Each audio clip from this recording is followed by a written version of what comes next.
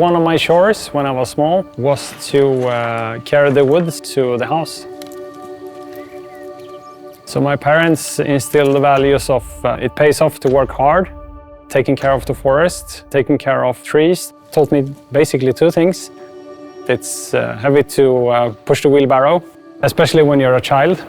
So there must be a better way of doing that. And also there is probably a better way to get energy than using the trees that have fallen down. I started to think about solving these problems.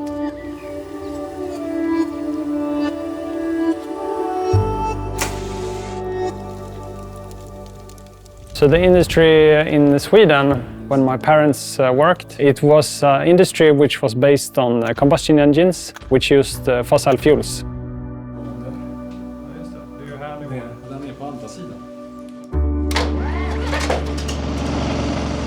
I felt I wanted to not just have a job, I wanted to contribute to the society in a good way, in a positive way.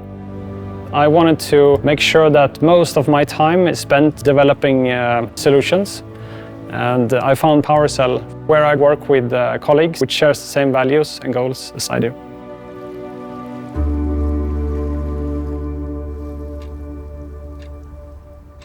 I think it has always come easy for me, the science part. And I always want to understand more. I'm a curious person.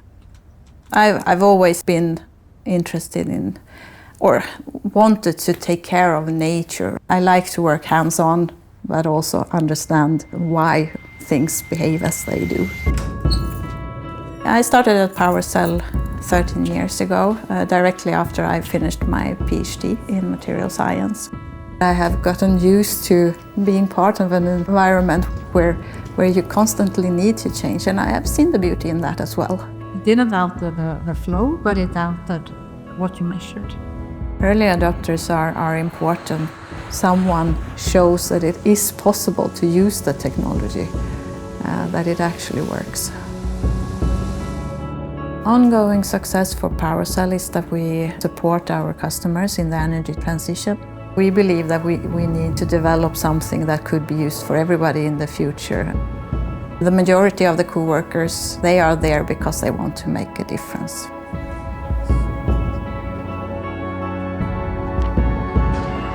PowerCell is a company that sells fuel cell technology to electrify society, but we also represent, hopefully, a growing new industry where we can replace fossil fuel economy with a new, more sustainable economy. I think one important characteristic of the pioneer is to have the courage to strive for something that is so challenging or so ambitious that it's viewed as unrealistic or even naive. Air pollution is affecting people today. It's a high cost in health, it's a high cost for society to cope with it. So this is truly a point in time where you have this decarbonize or die situation. There's a lot of work to do in trying to clean up the whole carbon chain and create a green hydrogen infrastructure. But if a hydrogen fuel cell is used in place of a petrol engine in a vehicle right now, today, the only emission to that local environment from the fuel cell is water, not polluting gases. A hydrogen fuel cell is a machine which combines hydrogen molecules with oxygen molecules at low temperatures and low pressures. And what it produces is electricity. If the hydrogen is created using renewable energies, it's called green hydrogen. The amount of renewable energy is not sufficient to produce all the green hydrogen needed.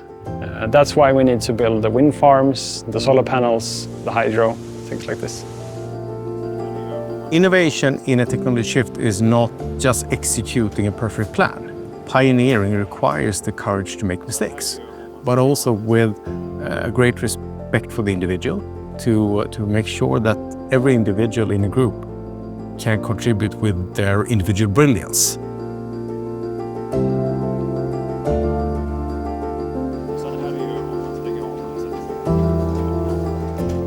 Every journey starts with a step.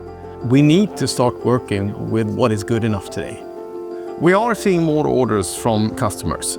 It is a testament to them taking responsibility for trying to reduce local air pollution through the use of our fuel cells. This is an indicator to me that the energy transition is gaining momentum. Engineers tend to strive for perfection. So if you always strive for perfection and don't execute on it until it's perfect, I think then you're too late. So my challenge is to get my engineers to see the brilliance of good enough. Good enough is quite often better than you expect.